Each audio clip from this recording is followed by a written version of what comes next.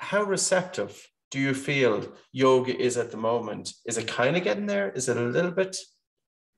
My experience has been that everyone has always been fascinated by the breath. There's just been really poor teaching for a long time, and there's no real good reason for it, except that the yoga community talks a good game in terms of lifestyle and meditation and food and all these things, but it's really not there. I'm 2 decades in now, and mostly it's poses, and poses are amazing, but without the breathing, I always say it's like remedial gymnastics. If you don't do the breathing, I like remedial gymnastics. That's fun, but I'm a middle-aged guy. Realistically, we're not going to get too far with that. But when you add in breathing, suddenly it becomes a really interesting practice, but it's just been something that's been lacking.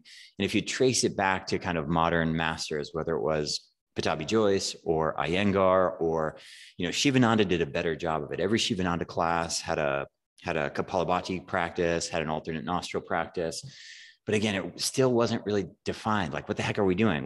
What's the point? But at least it was integrated into the practice. But in about the last 10 years, since all the modern masters have passed away, the yoga community has really just splintered and gone all over the place.